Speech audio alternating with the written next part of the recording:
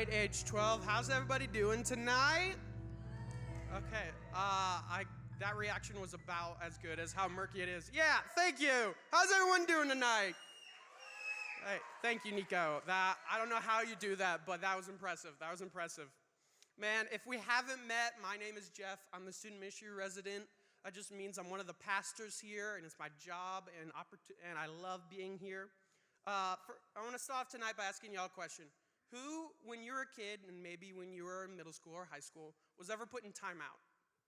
Like, it was either like go sit on your bed and do nothing, or like my family did it, we like put me in the corner, like facing the wall, like Blair Witch, if you've ever seen that movie, just like staring at the wall and like you could see nothing. You are in timeout. Has anyone ever been put in timeout for something that someone else did? Like, especially those with siblings. Like, have you ever been put in timeout for something your sibling did? Man, when I was a kid, my brother, we were playing and we were walking around. Sorry, distracted me. We were playing. We're getting ready for school, and we were supposed to be loading the dishwasher. And we kind of got started, and then we gave up. And eventually, he told my mom I pushed him, and I wasn't always tall. My brother hit his growth spurt way earlier than me. So I could not have moved him. He played offensive line, and I was a smaller kid, so I could not have moved him. He tripped, fell, broke the dishwasher. We both got in trouble, and I was in middle school. I was in timeout for a while and had to do the dishes. But I didn't do anything. He just like was backing up and tripped over it. Man, don't you just hate when you have to pay the price for something you don't feel like you deserved? Like when you feel like, man, I didn't do anything to deserve this circumstance, this thing, it isn't fair.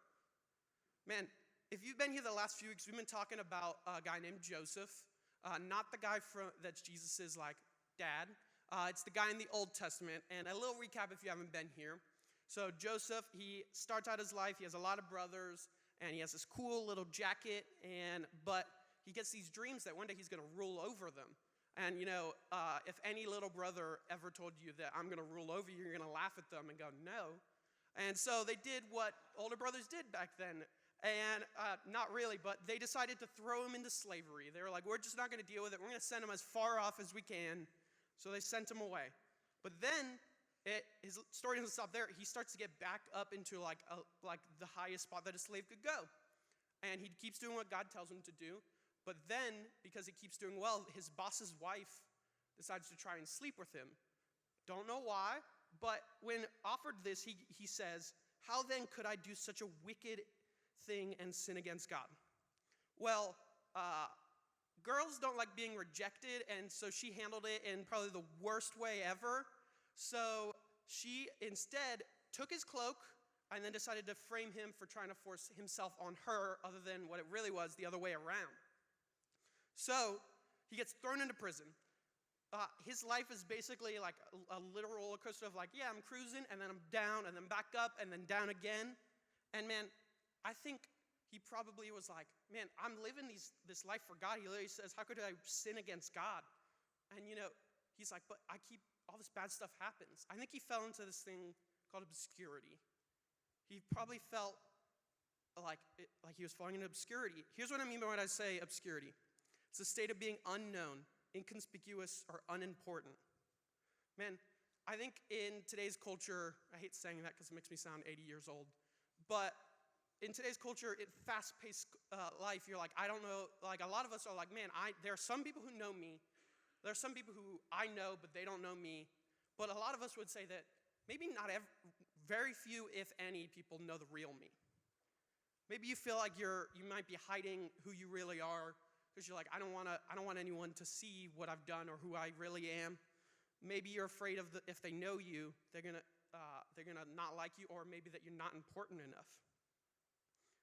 That can affect your relationships with people. It can affect your mental health. It can affect a lot of things, but most of all, it can affect your relationship with God. Because if you were anything like me when I was growing up, if I thought people hated me, I was like, man, people are not great and they don't like me. How could the God of the universe like me? How could I be important or seen by the God of the universe if I don't even think anyone else sees the real me or likes the real me? Some of you may think things in your mind of like, God, I'm doing the right thing, but I'm stuck. God, I'm trying to listen to you, but it feels like I'm in this jail cell of pain. God, you promised joy in my life, but I feel like there's nothing good in my life. If all that's true, then I must not be important to you. Many of you, I'm betting in a room like this, have felt that for a season, for a day, for a moment, but I'm pretty sure we've all felt that. And I'm here today to tell you guys that God has a plan for you, for your life, and time will show you that. We hear all the time in church that God has a plan for you, but what does that really mean? And how do we live into that? Man, let's continue with Joseph's story. So we're gonna bounce around a lot, but we're gonna start in Genesis 39:21. But while Joseph was there in prison, the Lord was with him. He showed him kindness and granted him favor in the eyes of the prison warden. So while he was in prison, it says that God was with him. And he was actually blessed while he was in prison. I don't know what that looks like when you're in prison, but God didn't leave him in there. One of my favorite verses in Isaiah, one of my favorite books of the Bible, Isaiah 41:10. So do not fear, for I am with you. Do not be dismayed, for I am your God. I'll strengthen you and help you. Notice that it's personal. It's I'm with you. Not I'm with y'all, I'm with those people up front singing, I'm with those people who are doing things for me, I'm with those people. No, it's I'm with you. I'm with you who's reading this, who's either going through a great time, a mediocre time, or the worst time of your life. I'm with you. Man, if you grew up in the church, you probably heard something along the lines of that you're a child of God. Maybe it's your first time hearing it, but it doesn't mean you're literally a child of God, but it means you're adopted into his family, that he cares for you like a father should a son and a daughter. Maybe you feel like the Lord is far.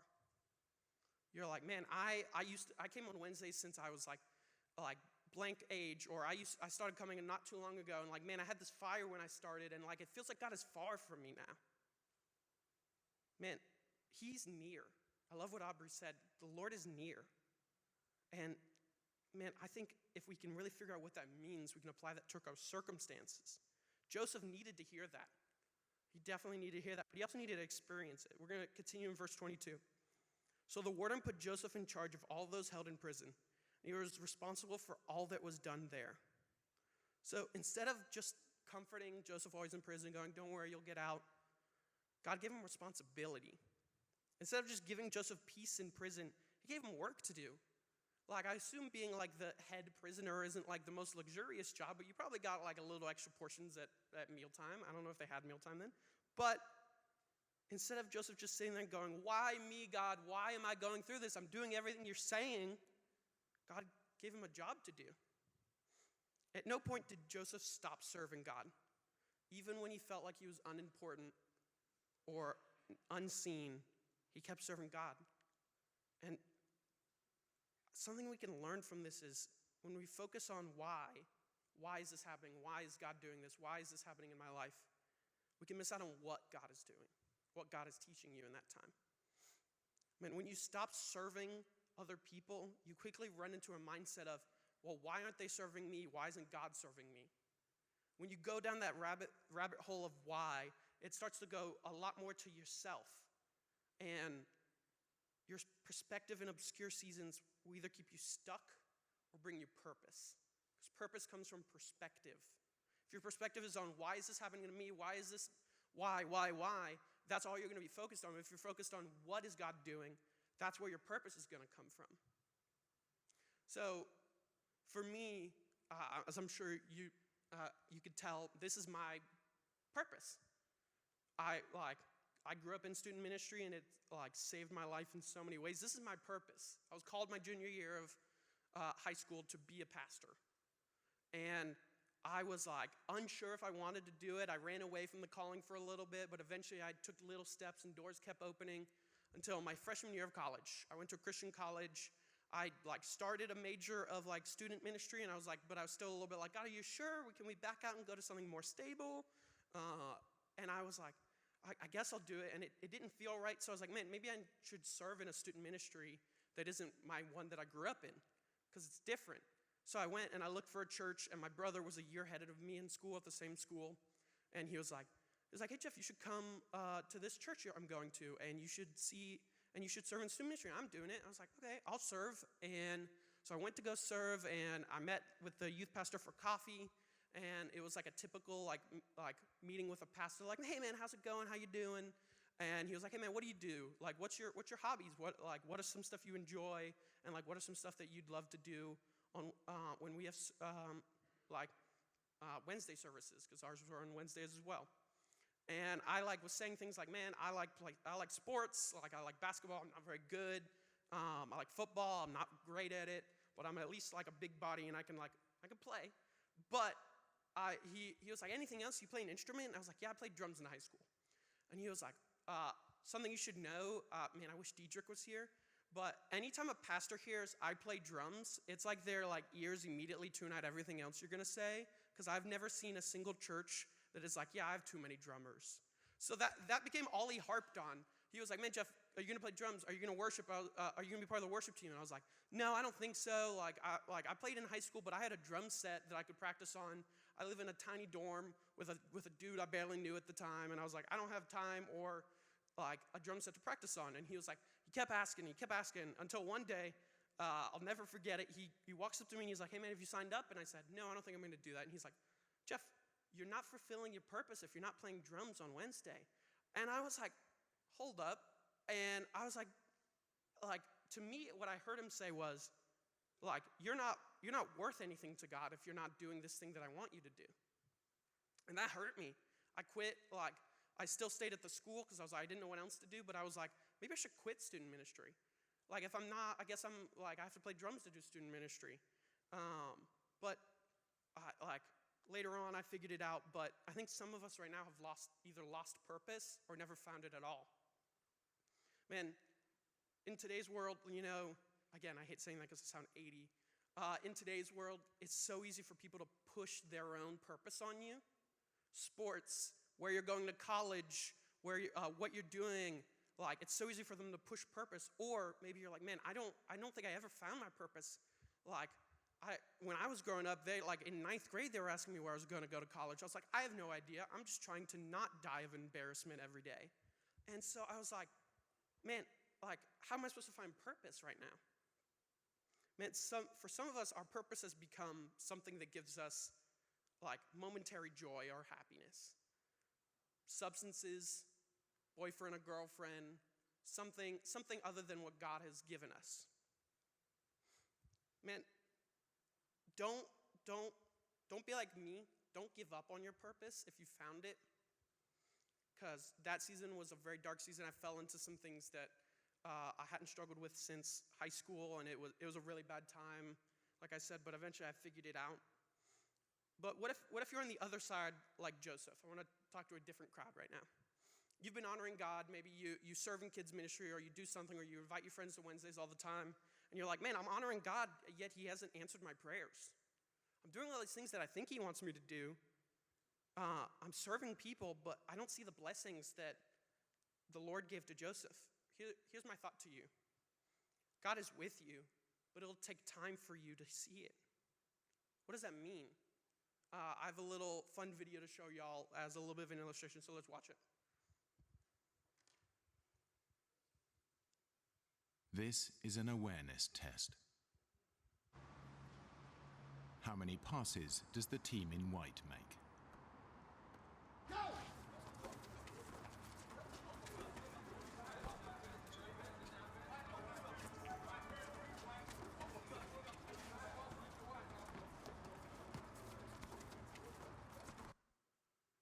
The answer is 13. But did you see the moonwalking bear?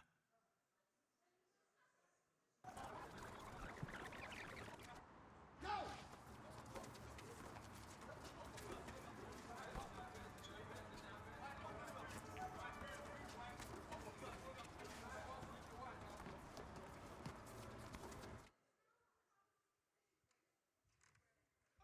That video was I believe, a traffic safety thing in UK. But I'll be honest, I saw it the first time I watched it, but I don't think Brant did, so don't tell him I told you this, but you could probably make fun of him for that. But sometimes we focus on one thing that we miss out on everything else. Maybe it isn't always a moonwalking bear, but we focus on, like I said, the why of a situation rather than the what, so other parts of the story become hard to see. God may be working in the middle of your situation, but you're so focused on the why this is happening or why this is happening to me that you're not focused on what he's actually doing in the situation. So to continue my story a little bit of how I came to be here, like I said, eventually I figured it out and I went back and actually served in the same ministry. I started serving after the pastor there at the time had left, because I was like, I'm not serving while he's still there. But I started serving again, and I loved it, and eventually I was like, man, this is my purpose. This is what I'm supposed to do. This is how I'm supposed to serve God. And I graduated college, and something they don't tell you, they always make it seem like when you graduate college, it's going to be a cakewalk finding a job. It was not.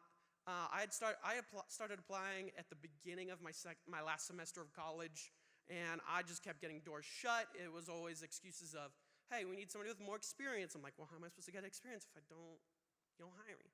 And I got a fax in the back. Or like they were like, yeah, we're just looking for somebody of a different type than you. And I was like, what does that even mean? But eventually I was like, man, this is getting tiring. Eventually I found a church like in the Georgia area where I was like, man, this church looks great. This church is way smaller than 12 Stone, but it was like, man, this is gonna be great. They care a lot about student ministry like 12 Stone does. And I was like, man, this is great. And if you've ever had a job, there are certain keywords you hear where you're like, oh, I'm getting the job. Like they're talking about salary, talking about when I could start. They're like, we'll be in touch tomorrow. And I was like, I'm getting the job. And then they ghosted me for a month and a half. Not like, I'm not using ghosted to like try and be cool. I had to email the Secretary of Accounting to find out I didn't get the job. And I'll admit, I was angry. I was resentful. I was like, man, how come, God, this is my purpose. How come you're not opening a door for me? God, I'm ready. Let me live for you. And I got so upset that I just quit looking. I just started to get lazy. I was like, I'm done waiting. I'm done waiting for God to show up in my situation. I'm done waiting for him to show me what's happening. And so I just started to, as my pastor used to say, like I started to just have idle hands. I would just sit around the house at my mom's house, and I would just eat her food, and she was like, are you looking for a job? And I'm like, yeah. And she's like, did you just like look at one like page on Indeed and then give up? And I said, maybe. And but eventually I was talking to one of my mentors from when I was in college, and he was like, Jeff, what I think you need to do right now is get a job. I was like, duh. Like, that's what I've been trying to do, dude. And he's like, no, get a job that you know you're going to get, that you know you're going to have, and like get a little bit more purpose in your life. And I was like, okay. So what I did was I looked at a school nearby a private school that was like hiring for after-school coordinators, which is a fancy term for, I was like a babysitter for elementary school kids whose parents couldn't pick them up. Actually, I have a photo of me from that time that I wanted to share. Yeah, that's me. I was the sweetest kid on the planet. That has no point to the story. I just wanted to show that. But so I loved my job. I felt pretty good at it because it was like third grade math, and I was like, I can do third grade math until the point where I couldn't. But I'm not going to talk about that. But it renewed a sense of purpose in me.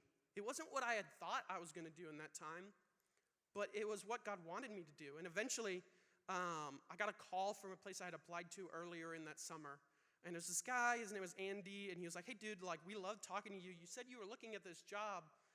Did that ever work out? And I was like, no. And he was like, okay, well, we really like talking to you, and it's been a few months. Like, we can speed you through the process right now. And I was like, I guess I'll give it a look. And then it happened to be this job, and now I'm here. So, and hey, there's no need for applause. Hey, no, come on. Hey. Thank you. That means the word. But I kept on asking why, God. Why have you not given me this job yet? But I was ignoring what God was doing. I would not, honestly, I've told Brant this, I would have not hired the Jeff from a few months before they actually hired me. So I was lazy, I was dumb, I was all the words that you immediately look at a resume and you're like, done. But God was preparing me for it. And he had a plan for me and prepared me for my, I'll say, favorite job ever. I haven't had a lot of jobs, so it's not a big race, but if it was, this is light years ahead. But Joseph kept pressing on. God gave him purpose, and he ran the prison. He was a prisoner who was in charge. Like I said, that probably wasn't the most luxurious job, but God gave him purpose. And here's what I'm saying. God's work doesn't stop when you're in the prison. God's work doesn't stop when you're stuck. When you feel like he's far, his work doesn't stop. It doesn't stop when your boyfriend or girlfriend cheats on you or a friend backstabs you. It doesn't stop when your mental health is telling you all these lies about who you are and what you're doing wrong. It doesn't stop. God's work doesn't stop when you're in the prison. So what did Joseph do? So there's a lot of verses. I'm not going to read them all. I'm going to give you the Jeff notes compared to Spark notes. But in the story, the king's cupbearer and the chief baker did something to offend the Pharaoh, and they were thrown in prison. While they were in prison, they had bad dreams. Well, imagine you're in prison, you probably have bad dreams, but they had bad dreams that really terrified them. So they were probably talking about it, and I assume Joseph heard wind of it because he was like the head honcho at the prison. And so he comes to them, and he tells them, then Joseph said to them, "Do not interpretations belong to God? Tell me your dreams." So he goes and tells them, tell me your dreams, because God, who interprets them, will tell me, and I'll tell you. And again, you can read the dreams that they have. One is a lot more pleasant than the other. The cupbearer is told that he's going to return back to the side of the Pharaoh, and then the baker has a very unfortunate end. His dream involves him being spiked on a pole and eaten by crows. So not as good of an ending. But when he tells the cupbearer his dream, he tells him, and God wants you to remember me when you go. God wants you to remember me. But the problem was the cupbearer forgot. Has anyone ever had a friend who just absolutely, you're like, hey, remember this, and then they forget it as soon as they walk out of the room? You're pointing at yourself. I love that honesty. So he forgets, and Joseph has to stay in prison longer. That was his shot to get out. That was his shot to continue what he thought God had for him. Then comes this moment in Genesis 41. When 2 full years had passed, Pharaoh had a dream. 2 full years. 2 full years after he helped the cupbearer, Pharaoh has these 2 dreams. They're these long, intricate dreams. If you want to read them, go read them, Genesis 41. But essentially, he has these 2 dreams that freak him out, just like the cupbearer and the baker. And he goes, and the cupbearer's like, hey, I just remembered this guy who interprets dreams. He's a Hebrew in the jail. And so he goes and calls for him. And Joseph tells him, tells him basically the same thing, that interpretations belong to God and that God would give him an interpretation. And there's this whole thing about 7 years of harvest and 7 years of famine that'll be important in later stories for Joseph. But essentially, Pharaoh said to Joseph, since God made all this known to you, there is no one discerning and as wise as you. You shall be in charge of my palace, and all my people are to submit to your orders. Only respect to the throne will I be greater than you. After all that time in prison, after over 2 years in prison, serving a sentence that he didn't deserve, he was appointed to second in command, higher than any position he had before he was a slave, or obviously when he was a slave. But here's what I want y'all to learn from this. God has a plan for your life, and time will show you that. I know a lot of us would love to skip to the end of the book and go, man, this is exactly what God has for me, so that I know, that way I can go into this thing and go, yeah, I know, but it doesn't always work like that. God has a plan for you. I at least assume not everyone in the room is going to be vice president of the country, but God has a plan for you.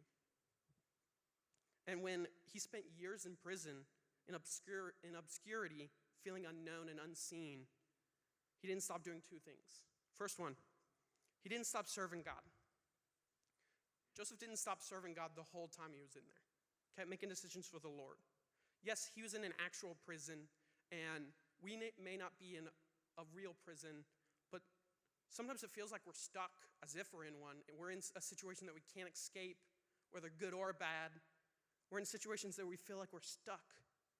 No matter what's happening to you, don't stop serving God. When you feel like you're in a prison and God's calling you to serve, it's actually a time to double down and serve more intentionally, because God has a plan for that. Man, when depression seems to stick around or anxiety tends to stick around longer than you expect it to, that's not a time to cut out people. It's not a time to go to listen to them and go, maybe I should be alone. Maybe I should believe this. Maybe I should do what my depression's telling me. It's not a time for that. It's a time to double down and go, I'm a little biased, but to come to Wednesdays and find community and go, man, I'm struggling with this thing. If I'm alone, I know it'll win. Maybe your parents aren't Christian and you're like, man, I've been trying to get them to come to church. I can only come to Wednesdays so often because they won't give me a ride all the time. I have to ride with my friends, or I have to convince them that I'm doing something else. Don't stop talking about what God's doing. When you see them after you come from Wednesdays or come from church, tell them what God has been doing. Maybe you play sports and you're like, man, I'm putting in all this work and I'm trying to be a starter, but I'm riding the bench. I've been there. You can be a leader from the bench. You can pray for your teammates as you go out. You can be a leader from the bench. Maybe serving other people in your life is what God has planned for you. Maybe that's your purpose. God is preparing you for a moment where you can help someone else where they're stuck. If you've been here the last few times I've spoke, I talked about some hurt in my life and stuff that I was like, God, why? God, why? God, why? And I don't have a great answer to why, but because of that stuff, I've been able to lead other people through the same thing. And I wish I didn't have to, but it's helped me. Maybe there's a friend who's hurting because their parents are getting a divorce and they need somebody to just pray with them. They feel like they're in a prison too, and you know how to get out. Serving God is a lifelong pursuit. The second thing is, he didn't stop trusting God. Now, trust can be kind of a trigger word in a room like this, because I know odds are most of us have had at least one relationship or one thing where trust has been broken, and we're like, man, everyone else now has to earn trust, including God. Joseph became a slave because of his own family, who were jealous of him. He was imprisoned because he was doing the right thing and refused to sin against God. And yet he never blamed God. He may have been angry, may have been like, God, why am I here? But he ends the day with trusting God had a promise ahead of him. And tonight, if you're like me, or maybe a lot of nights, you need to hear a promise. You need to hear God's promises in your life. One of my favorites is Hebrews 13:5. I will never leave you or forsake you. God will never leave you. He never did. He's always been close. I want to do something we don't do often on Wednesdays. Well, we do, but I want to open up a time of prayer. We always pray before the service and during the thing and then at the end, but I want a time for prayer in the room. If you were here on Sunday, you heard PK talking about prayer. And man, one of my favorite things that he did, if you were here Sunday, was he was talking about how to pray and how to do all this stuff. He had this moment.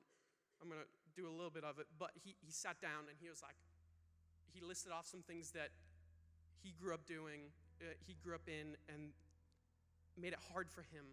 They didn't leave him when he became a pastor, but he talked about how when he was a kid, he learned to pray. He learned to seek the Lord's presence. He learned how to seek the Lord's presence, and when he did, God showed up because he wasn't far. He wasn't far. He was always right there. I know that some days and some seasons, it's harder to see that God is near. When you're at winter retreat, which everyone should go to, it can feel like God's right there, God's right there. Then you go home and you're like, where did he go? That feeling of obscurity, of being unknown and unimportant, can isolate you, make you step away from God. But trust me, that's the worst thing you can do, is be alone. So in a moment, I'm gonna ask y'all to be a little bold. I think some of us in the room are like, man, Jeff, I'm in a season of obscurity where I feel unknown and I feel unimportant. And what you really need in that situation is to be seen, not just by the people in this room, not just by your community around you, but you need to be seen by God. So what we're gonna do in a second is, when I say, I'm gonna ask you to raise your hand. And what's gonna happen is your leader, your friends are gonna put a hand on your shoulder, and we're gonna have a few minutes of prayer. Doesn't have to be out loud, doesn't have to be the perfect prayer, it just has to be a prayer asking God to be a part of that person's life. Maybe you're mourning something like a loved one or a relationship. Maybe your mental or physical health is at an all-time low. Maybe you feel like the weight of the world is on you. School, sports, friends, fill in the blank. The weight of the world is on you and you can't escape it. And you need help. And the best way that you can seek help is by trusting God. And trusting God can be as simple as allowing your church family to pray for you. So right now, if you're like, man, I need prayer, raise your hand. Your leaders will come around you right now. And it's not a shameful thing. It's something that's actually really beautiful to have your family come around you and pray over you. So as you can raise your hand during this time, we're going to take 3 minutes. 3 minutes, not an eternity. If you feel the Spirit lead you to prayer, raise your hand, get prayer. But I want this room to be silent with just the sound of obviously the keyboard and people praying. So I'm gonna after 3 minutes, I'm gonna come back up and pray over the room. But right now, it's the time of prayer.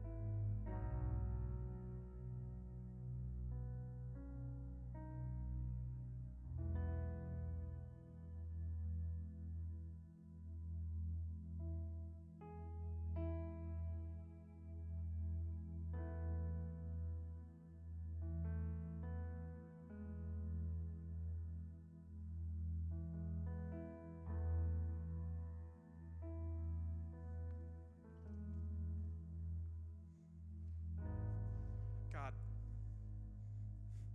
I love what PK says on Sunday. God, I thank you that prayer is beneficial and accessible, God. God, I thank you for a moment like this where we can just pray for each other. We can ask for your presence in this room, God, and you show up. So God, I pray as we go out from here, God, that you can give us daily reminders that you're near. Your work doesn't stop when we're in the prison, God, because you have a plan for our life. And it sucks, but time will tell. And time will turn mourning into praise. time will turn the hurt into joy. I've seen it in my own life, God. So God, I pray as we go out here, God, I pray over these small groups, God, whether people come and they share about the season they're in of obscurity, and they're like, man, I just need to be known, I need to be seen by their group or by God. God, I pray that you would just make your presence so evident that no one in this room can deny that you were here, that you are here, that you're with us, that you're nearer than a friend. So God, I pray as we go out, I pray a blessing over every student in this room. I wish I could know every story of every student in this room and be able to pray for every single little thing that they're going through. Not little things, but the things they're going through. But God, I pray a blessing over everyone in this room, that you give them peace, you give them strength, you give them whatever they need to get through this season. So God, I pray all this in your son's name. Amen. All right. Y'all can go to groups.